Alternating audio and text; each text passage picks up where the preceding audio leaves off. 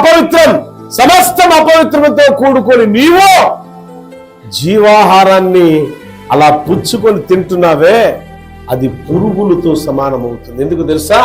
నీ చేతులు అపవిత్రమైపోయినాయి కాబట్టి, నీ హృదయం అపవిత్రమైనది కాబట్టి. అందుకే ఈ రోజు ప్రభు వల్ల తీసుకోవలసిన ప్రతి ఒక్కరు కూడా, చాలా మంది ఏమంటారంటే, మీ పట్ల, మీలో ఎవరి పట్ల అయినా సరే చెప్పండి, మీరు చెప్పే సాక్ష్యం ఒకసారి నాకు. మీలో ఎవరి పట్ల అయినా సరే నేను నీకు తెలియదా చేసినోడికి? మన సంఘం మొత్తంలో కూడా నాకు బాగా నచ్చిన వ్యక్తి ఎవరంటే, ఆ మాట చక్కగా ఒప్పుకునేది విమలమ్మ.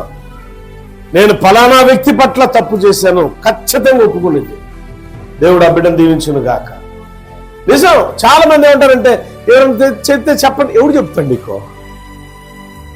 నువ్వు కుమారుని పట్ల ఏం చేసినా, కుమారమ్మ నీ పట్ల ఏం చేసింది తెలీదా? చేతులు పట్టుకొని క్షమాపణ కోరుకోకూడదు. దేవుడు